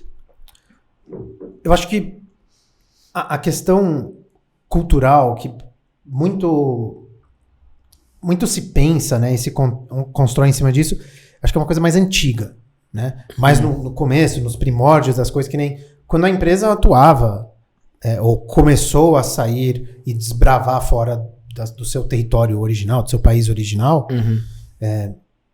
se tem ainda esse costume de levar os expatriados, né? Então, são as pessoas que vêm do território mãe, né?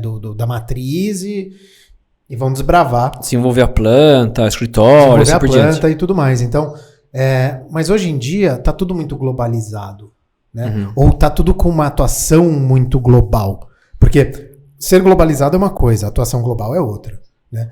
A atuação global, beleza, atinge o mundo todo. Agora, ser globalizado é já ter uma estandarização das coisas, já ter esse intercâmbio entre diferentes unidades, tanto de pessoas quanto de informações. Fica uma coisa mais uniformizada, homogênea, que você meio que gerou uma cultura global, que tipo, não existe... Mas tanto questões sistêmicas também, viu, Marcelinho?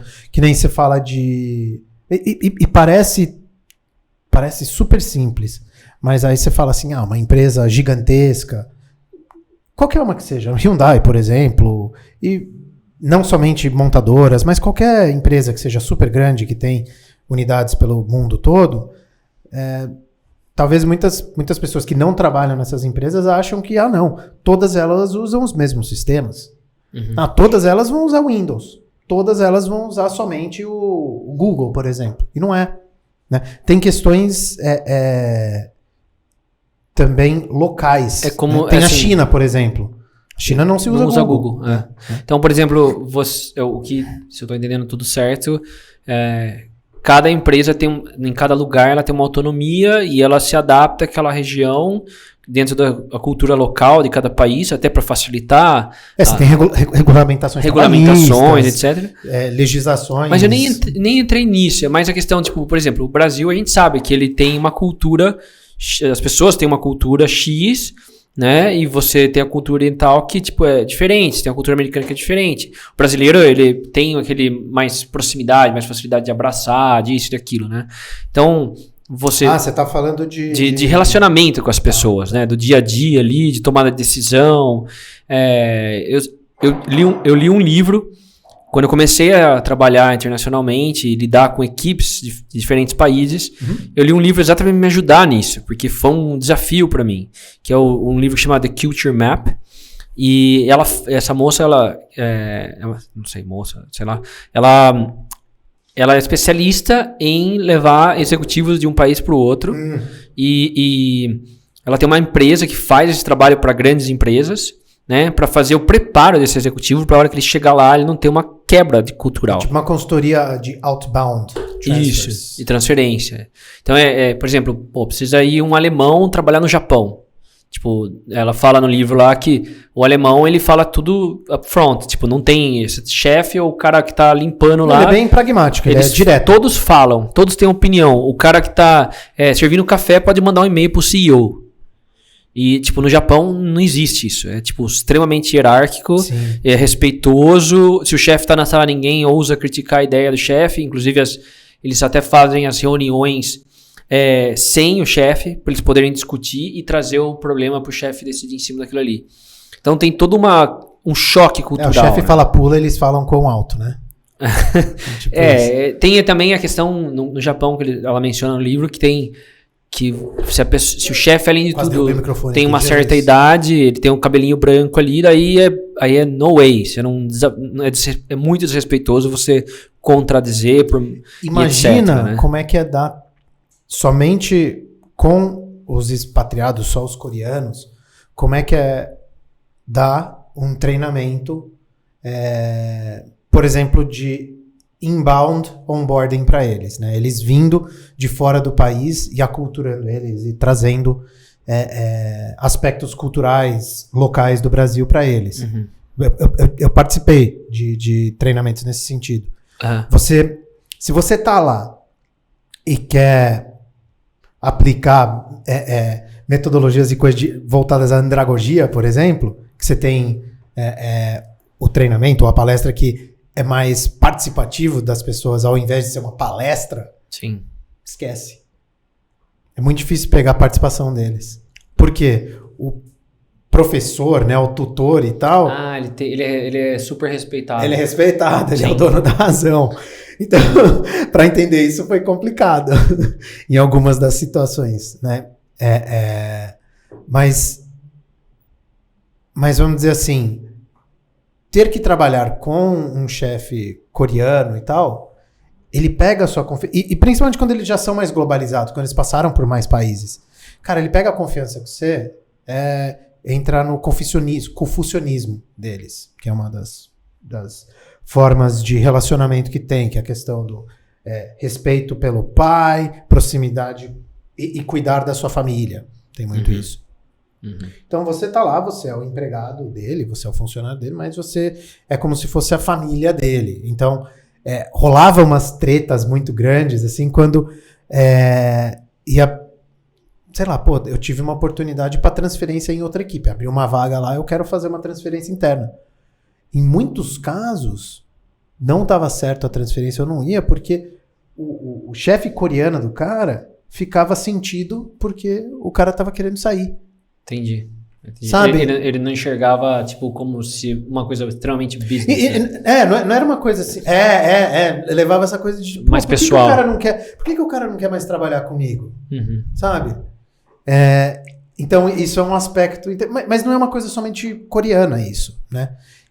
São de culturas, né? Que são mais nesse sentido... Tem culturas que têm mais essa pegada, vamos dizer assim, mais emocional, de um relacionamento mais pessoalizado, né? E tem culturas que são muito mais frias, né? Que eles falam que, tipo, muita gente conversa que cultura americana, no geral, é mais... It's all about money. É business. Então, isso é interessante.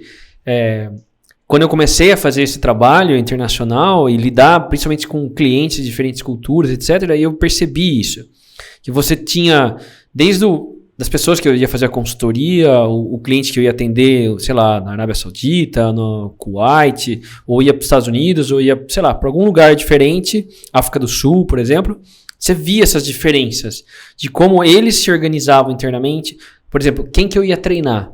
Tem empresas que eu treinava direto o cara na operação. Tem empresas que eu chegava, não, você tem que treinar esse cara e esse cara, que eles são os líderes e eles vão fazer de cima para baixo. Multiplicador. Então era muito, dependendo do país, da maneira como eles se organizavam dentro da própria empresa deles. Mas era bem... às vezes, por exemplo, vários clientes da África do Sul tinham o mesmo comportamento. Então não era uma empresa específica, era tipo percebi que era uma coisa mais cultural, local, né?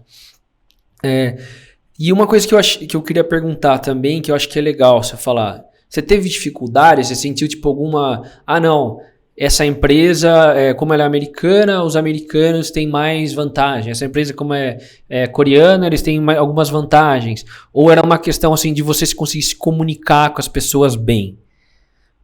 Cara, essa pergunta é muito boa.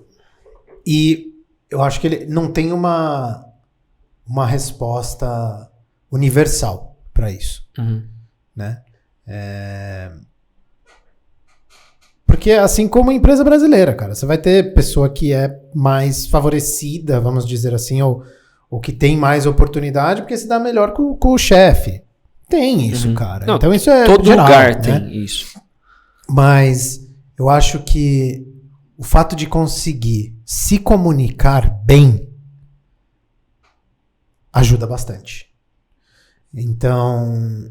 Nesse caso, na sua língua que não é materna. Exatamente. No seu caso até é um pouco, né? Que você tem seu pai. Meu pai é inglês, eu fui alfabetizado em inglês, mas o fato de... Então, pô, tive uma sorte gigantesca nesse sentido. Isso, né? Abre portas, facilita pra você. Ajuda demais. Ajuda demais. Então, E é duro, cara, que você fala assim... quando eu paro pra pensar, é meio que um preconceito que pode ser criado de ou não levar a sério o Brasil, né? Ou a unidade no Brasil. Por quê? Porque não consegue expor, externalizar o que precisa ser falado. Eu não consigo vender bem o que eu estou fazendo, ou eu não consigo... Eu acho que são duas coisas. Passar bem. E isso eu falo bastante pra minha equipe e pras pessoas que eu conheço e tudo mais. Aquela ideia que a gente tinha que você... eu me comunico com meus amigos, eu tenho a minha comunidade aqui, a minha cidade, eu tô isolado aqui no Brasil, no meu interior de São Paulo, em um lugar assim. Não existe mais. O mundo é global hoje, você interage com as pessoas de qualquer lugar do mundo com uma facilidade absurda hoje, com redes sociais, etc. Você consome conteúdo em outros idiomas o tempo todo. Então, o inglês é a língua ali que você... Ele é o ponto comum, né? É o ponto comum. Ele é a língua franca, né? E vamos colocar dessa forma, não é só se comunicar bem de você conseguir falar algum inglês, escutar um pouco do que o cara tá falando e construir a sentença na sua cabeça, mas você conseguir se expressar, dar tom. Se você está sendo agressivo, se você está sendo, se você está incluindo a pessoa, se você está engajando ela. E essa parte cultural, quando eu li esse livro, eu li porque eu percebia que por mais que eu conseguia falar o idioma espanhol, inglês e tal, isso não era suficiente. Eu conseguia escutar, conseguia me comunicar no idioma, mas eu precisava achar o tom. É porque aí você está falando de linguística. Que por e-mail aí ferrou, né? Porque cada um tem a sua interpretação. Então, mas o e-mail mesmo, quando você vai escrever um texto, por exemplo, você fala sobre o Brasil, a unidade do Brasil não é levada a sério porque o cara não consegue expressar. É uma questão cultural, porque o que tem de valor por um americano, por um japonês, por um alemão, é diferente. Como você se comunica é diferente, com certeza. Não adianta você falar assim, é legal fazer isso porque a equipe vai ficar feliz. Tá, mas... E que mais, entendeu? Tipo, aqui no Brasil a gente tem essa questão de valorizar bastante as emoções humanas, esse relacionamento e tudo mais, mas tem que ter um contexto maior. E uma outra coisa que eu achei legal... E o poder o poder não, mas a capacidade de síntese. É muito importante. Porque a gente, como brasileiro, a gente tem a propensão a querer explicar tudo no detalhe, mostrar aqui ou tal, e montar um texto gigante. Aí, por exemplo, isso eu aprendi demais na Hyundai. Seu objetivo, o que você faz? Porque o inglês não é a primeira língua dos caras também. Então, o que acontece? Boa sacada. Se você faz... Pô, meu inglês é um nível muito bom, eu consigo me comunicar muito bem e tal. Não adiantava eu usar o meu inglês no potencial máximo para montar uma apresentação ou qualquer coisa para eles. Por quê? Porque para ajudar ainda no coreano, é meio que negócio Star Wars, a construção das frases. Tipo, no português a gente tem, eu estou feliz. No inglês, I am happy. Né? Espanhol deve ser a mesma coisa, tal, que vem dessa coisa anglo-saxã. E no coreano, eu feliz estou.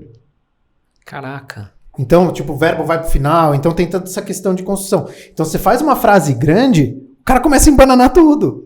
Então o que você tem que fazer? Muito objetivo. Você faz, é tudo em bullet points, né? Que fala, que é tudo em Facilita pontos. o entendimento, sim. Que é isso. Então, então data, tal, local, é tudo. Tá, e pegando essa parte da comunicação... Listinha. A parte da comunicação a comunicação é muito mais sobre como te entendem do que sobre como você fala. Então você tem que estar interessado em que o outro te entenda. Para que o outro te entenda, você precisa entender como ele se comunica. Então, se você entende como ele se comunica, você fala assim, opa, é desse jeito que chega. Então eu vou ter que me adaptar. Com certeza. E aí você imagina nessa situação, que você tem duas línguas diferentes, línguas mães diferentes, e a linguagem adaptada é o inglês, está todo mundo adaptado. Então, além de você precisar dominar a língua adaptada, você precisa ainda entender da cultura do outro lado para que ele entenda a mensagem. Para que chegue o recado que você quer dar para ele. Isso não é você só fazer um curso de inglês. É você, de fato, consumir o conteúdo, de fato, você prestar atenção nas meio que o comum, o que as pessoas estão habituadas, ou como elas se comportam, quem fala primeiro, quais os e-mails que você recebe, como que essas pessoas estão construindo esse e-mail, né? Se eles estão trazendo isso para você de uma forma mais literal, mais direta, mais objetiva, ou se eles estão trazendo para você isso mais detalhado. E uma das coisas que eu li nesse livro e que fez muito sentido para mim foi, e está relacionado com a síntese, o que você dá dado por explicado por poucas palavras numa cultura, é logo ali na esquina. Entendeu? Você fala isso em português, a pessoa vai e ela se vira, entendeu? Agora, você fala isso pra alguém, uma cultura que é mais literal, o cara vai exatamente no ponto, ele vai exatamente na primeira esquina. Para um português, por exemplo. Né? Não, eu tenho um amigo assim, brasileiro aqui. Tem muito... assim, acho que britânico é mais literal, não é? Ou não? Mas sempre tem um sarcasmo no meio, cara. Que, por exemplo, eu acho que ela dá um exemplo que o cara foi pra Índia e o cara falou, não, é no final da rua. Só que, tipo, a rua não acabava nunca. Aí o cara andava 2 quarteirões e ele voltava. Viu? Mas eu não achei. E é muito engraçado essas... Aí eu falo aqui pra turma no suporte que quando eles vão explicar as coisas pros clientes no exterior em inglês, não basta eles falar assim, você vai ali, clica ali, tá tudo certo. Não. Vai passo a passo. Conduz a pessoa.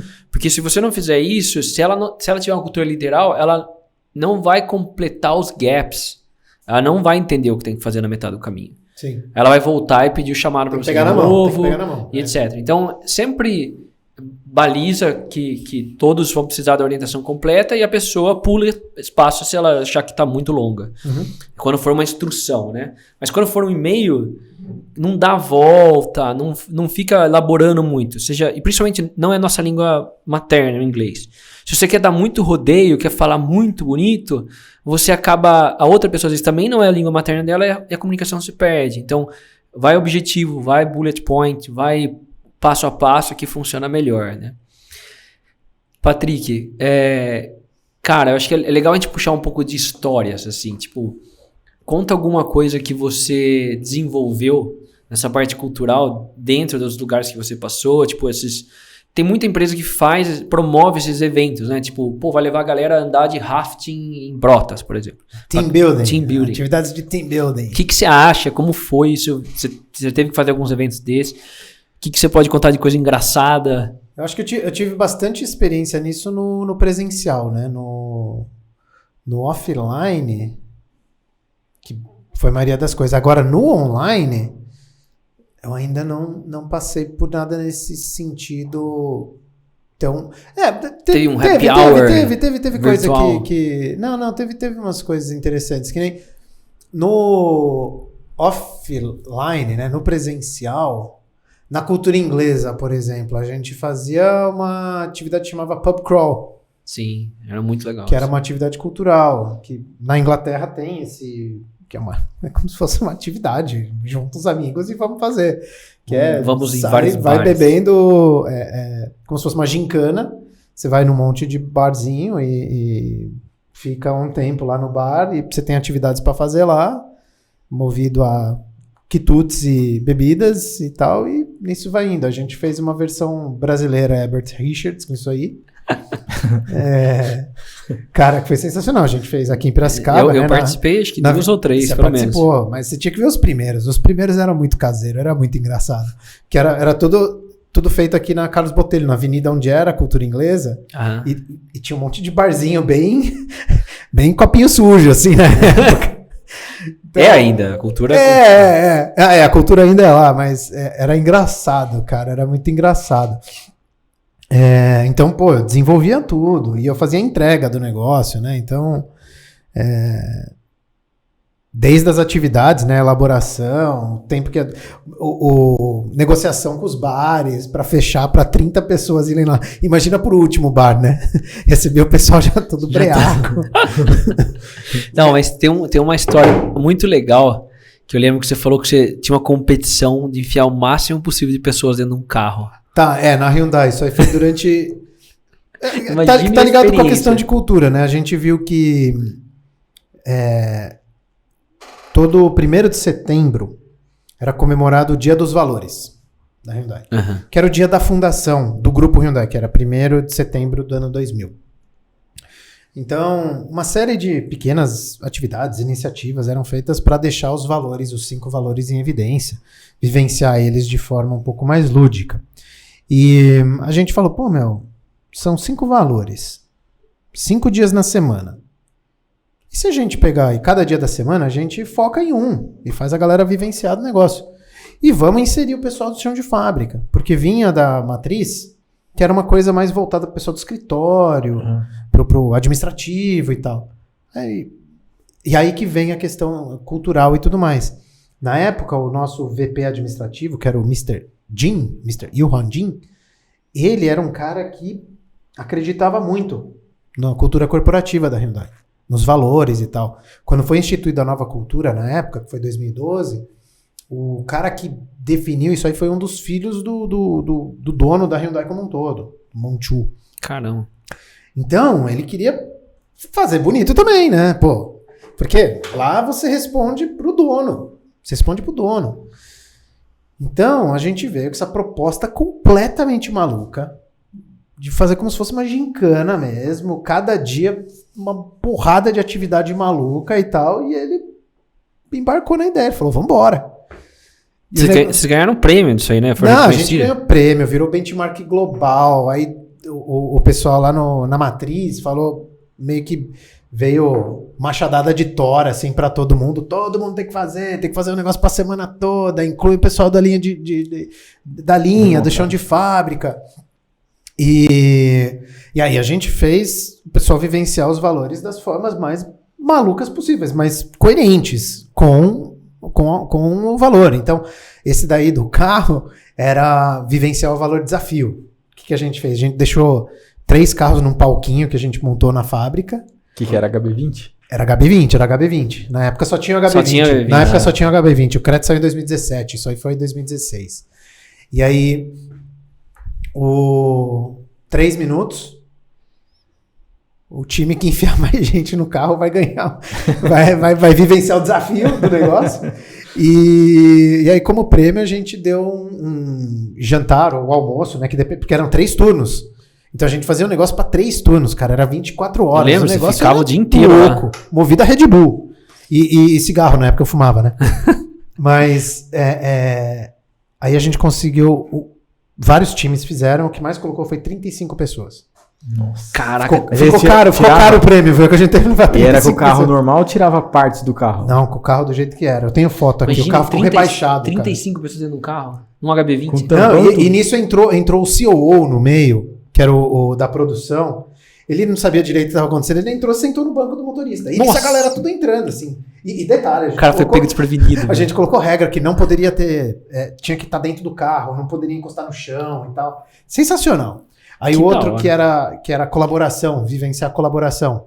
Cabo de guerra, pô. Força nosso conjunto, time, força, time e tal. Mas o que eu fiz? Coloquei um carro no meio. Em vez de ter o nozinho na corda, era o carro no meio. Então o que marcava quem ganhava era o carro. Tava então, puxando o carro. Tinha o cabo na frente do cabo e atrás do cabo. E a galera Que da hora. Eu acho que a gente tava antecipando o round 6, assim, Squid Games e tal. Então era com o carro. Aí tinha coisas voltadas a cliente, que era um dos valores. Porque é engraçado que mesmo sendo na planta, a galera da linha de produção, muitas vezes, nunca tinha entrado no carro.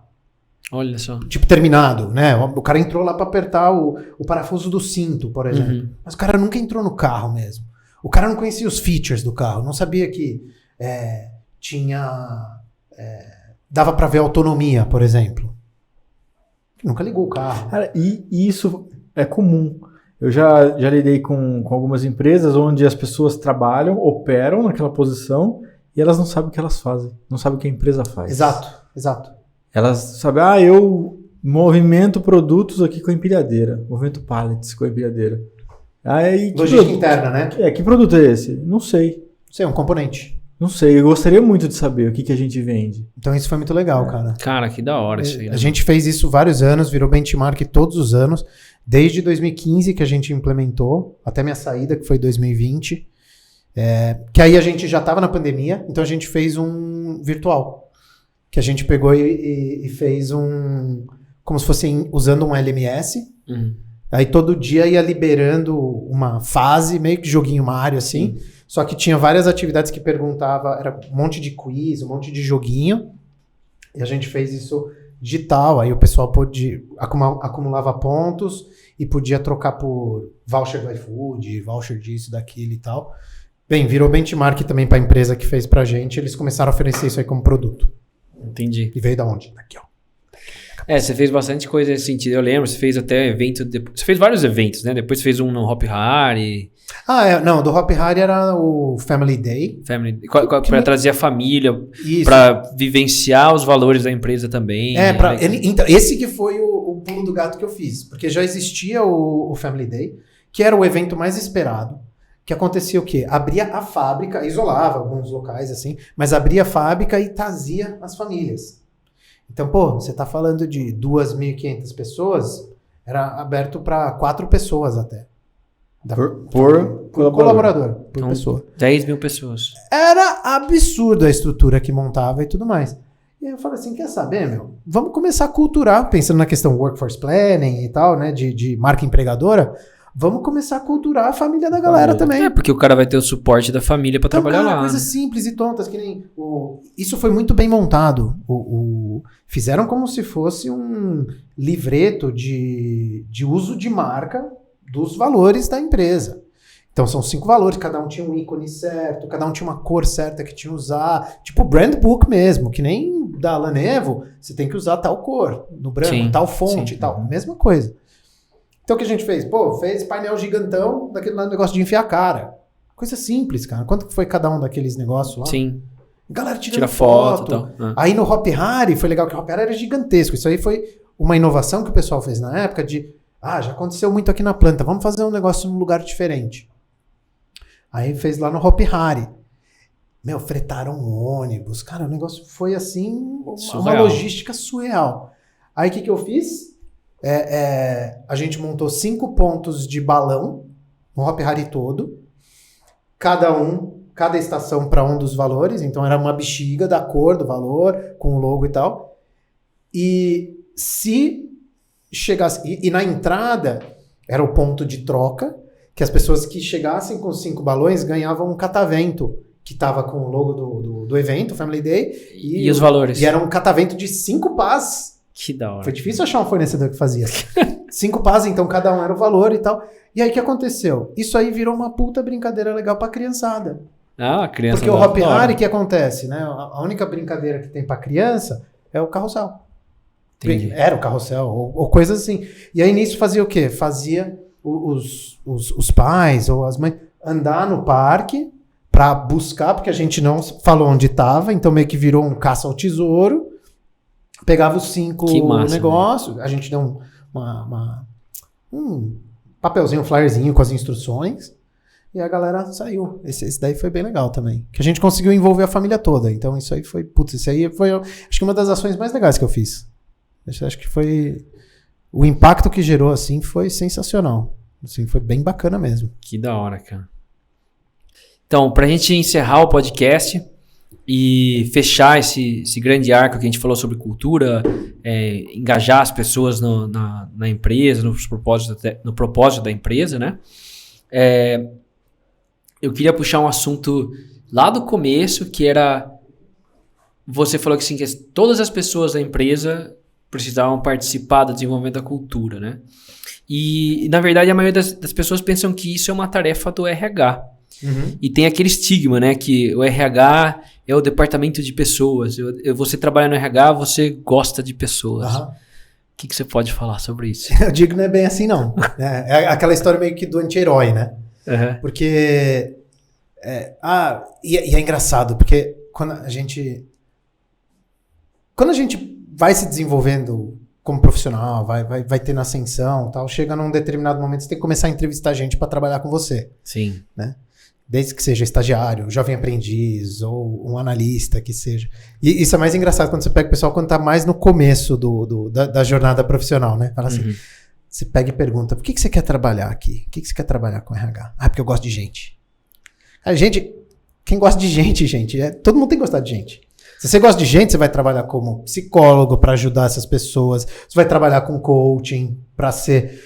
Porque a pessoa é o seu trabalho em si, médico. Por quê? Tem que gostar das pessoas, tem que gostar do negócio. Agora, o fato de trabalhar com gente, gostar de gente, todo mundo, isso é inerte, todo mundo tem que lidar com pessoas. Então, se você tá num cargo de liderança ou num cargo de liderado, as pessoas é que fazem as coisas acontecer. Aquela historinha aqui, andorinha sozinha não faz verão, é bem isso aí, cara. Sim. Ninguém. E eu tenho isso muito claro pra mim na minha trajetória profissional. Eu não cheguei onde estou e não chegarei aonde eu quero chegar fazendo as coisas sozinho e puxando tudo pro meu peito. Né? Isso é um valor muito forte em mim. Eu tenho certeza absoluta que tudo que eu fiz até hoje, o que eu consegui conquistar, foi com a ajuda de muitas pessoas. Com certeza. Conceitualmente, operacionalmente, que seja. E isso foi uma coisa que eu sempre fiz muito fortemente em todas as empresas que eu trabalhei, que é construir relacionamento. Né? Então, você saber lidar com as pessoas é essencial. E é uma coisa que dá para ser aprendida, é uma coisa que tem que ser trabalhada. Porque você vai ter pessoas difíceis para trabalhar. Não é dom, você. Né? Não é dom. Entra a questão empatias, entra a questão rapport, que seja.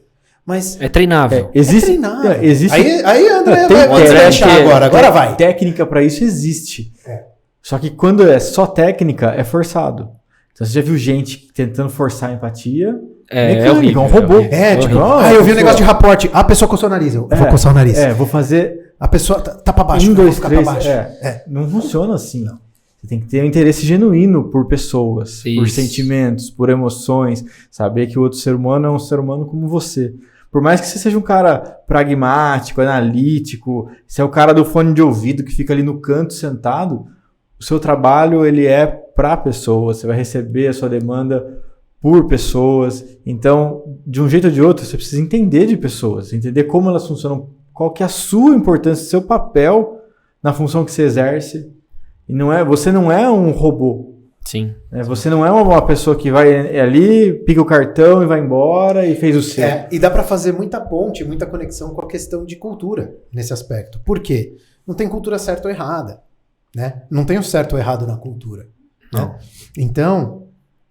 com as pessoas também, né? Então eu tenho que estudar, né, a estratégia de você estudar a pessoa na qual você vai abordar é essencial. É que nem acontece muita gente. A gente tá andando na rua, tá com 1000 coisas na cabeça.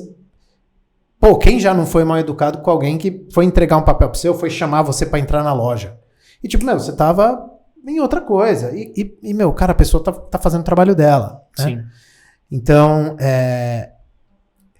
eu acho... Isso que você está falando, André, é uma coisa que a gente é muito trabalhado nesses aspectos na empresa. Né? E é engraçado que o eu corporativo, né, quando eu tiro o meu crachá, aí eu tô na rua no dia a dia, aí parece que muda, vira outra pessoa, né? Qual que é o sentido disso, né? Que, não, na empresa eu sou cortês com todo mundo. Na vida real, eu não sou. É muito doido isso, né? Já traduziram isso pra mim como juízo corporativo. Cara, eu acredito muito que não existe diferença entre CPF e CNPJ. Eu acho que assim, você se envolve com as pessoas, você tem que tratar as pessoas bem, e cada pessoa que você está se relacionando fora do ambiente de trabalho é um potencial, uma pessoa que pode trabalhar com você ou pode trazer alguma coisa para você. No meu caso, como empreendedor, eu faço das suas palavras as minhas. Eu não desenvolvi nenhum dos meus negócios sem pessoas. Foram força de várias pessoas que passaram pela minha trajetória, que me ajudaram a chegar onde eu tô. E várias pessoas que estão comigo do meu lado, que faz o negócio funcionar. Né? Eu posso até estar na liderança, trazendo ideias, empurrando a equipe ali com recursos, etc. Dando os recursos para elas produzirem o que elas querem. Mas, na verdade, quem executa ali, quem está fazendo o negócio de verdade acontecer são as pessoas. Né? E quando você separa muito, não funciona. Porque é meio que... Como é que você pode ter dupla personalidade, né? Como é que você pode encarar as pessoas de uma forma fora do ambiente de trabalho e dentro do ambiente de trabalho? Cara, eu tenho um exemplo tão bom disso. Na época... Eu sei que a gente tá super apertado de tempo, mas é um exemplo muito bom. Na época que eu dava aula, na época que eu tava na cultura inglesa, eu lembro uma vez, eu tive problema com o meu carro, aí eu tava indo pra escola, pra dar aula e tal. Uma pessoa me fechou, né? E a gente está em Piracicaba, a gente é uma cidade pequena, né? Relativamente pequena, vamos dizer assim. Só tem uma unidade da cultura inglesa, vamos dizer assim. Aí o que aconteceu? Eu dei aquela puta buzinada, xinguei e tudo mais. Aí eu tava indo, estacionei o carro parou lá, saiu um aluno do carro. Nossa! Eu falei, nossa, caramba, meu! Oh, God, sabe?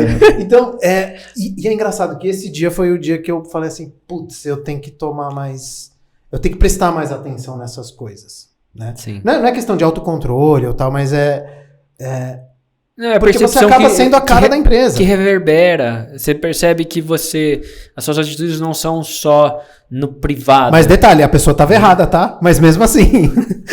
Qual pessoa? Não vou falar, não. Eu vou puxar então aqui o fechamento. E eu queria perguntar para vocês, pra gente fazer o fechamento aqui do podcast, a essência do que você faz.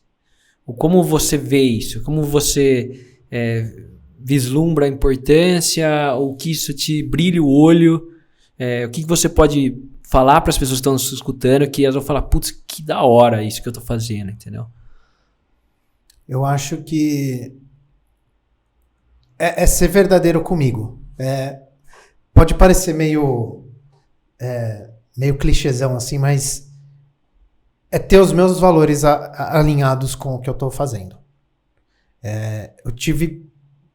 Isso é um pouco de sorte, eu vejo, de todos os lugares que eu trabalhei, eu tive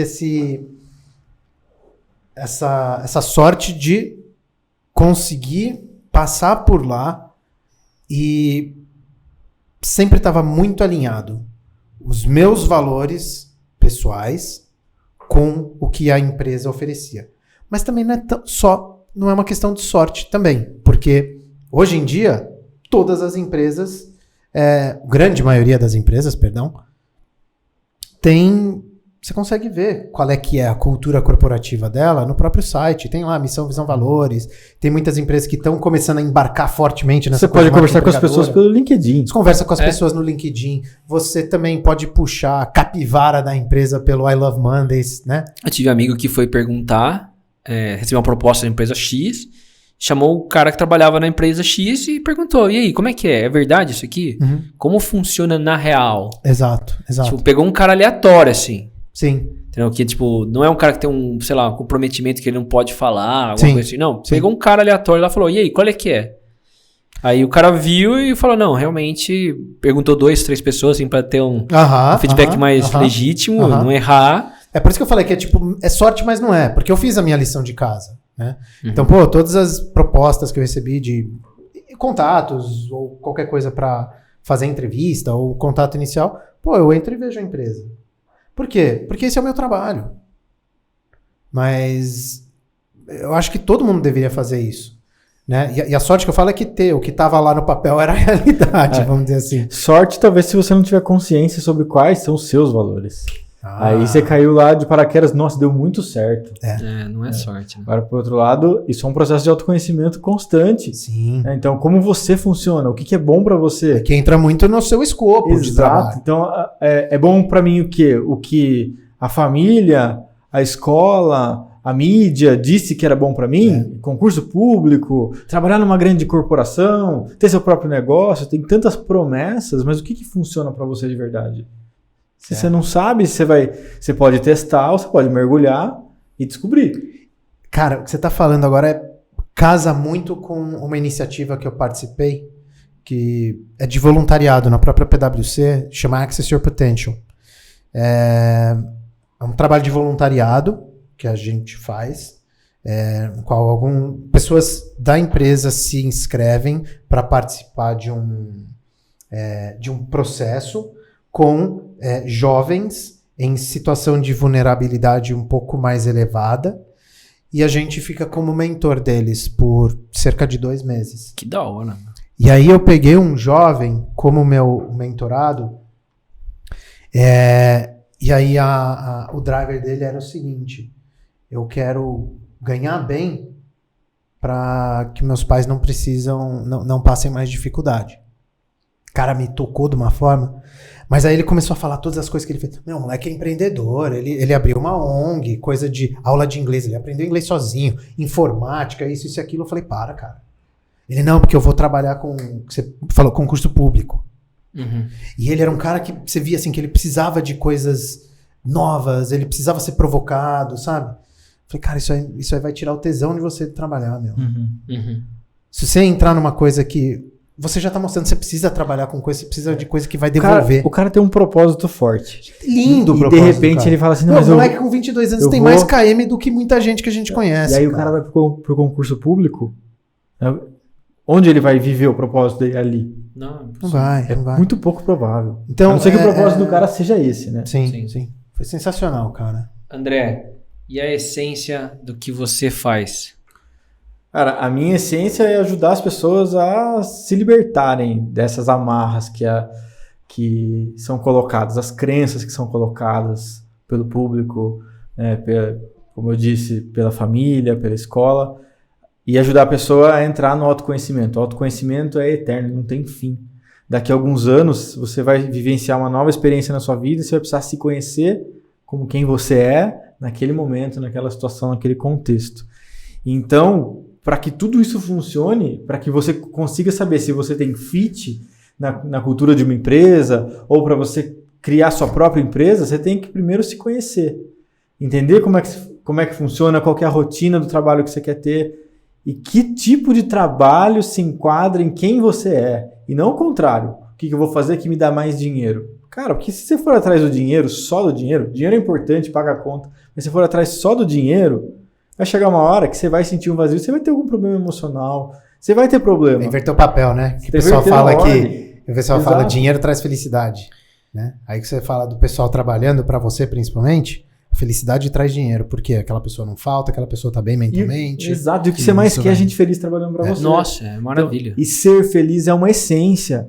Então, se você entende assim, o que me faz feliz, o que faz com que eu transborde quem eu sou, existe uma profissão pronta?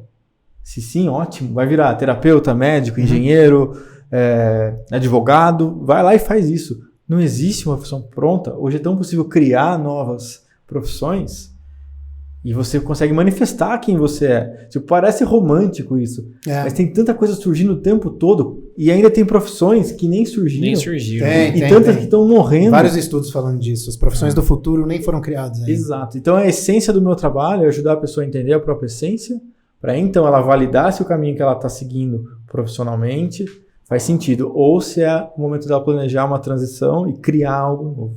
Aí ela determina o que ela quer para a vida dela e cria um plano para isso. Que da hora, cara. Bom, queria agradecer vocês por estarem aqui algumas horas, mas eu acho que valeu cada segundo a gente gerou muito valor aqui para as pessoas que estão nos escutando. Eu fico feliz de ter amigos tão capazes que nem vocês, que fizeram tantas coisas significativas nas vidas das pessoas. Eu acho que isso é o mais legal. Porque no final, tudo que a gente falou, se for para resumir, cultura, etc., a gente tá falando de pessoas, né? Então, agradeço mais uma vez aí a visita e espero vê-los mais vezes por aqui. Yes! Claro, eu que agradeço. Boa.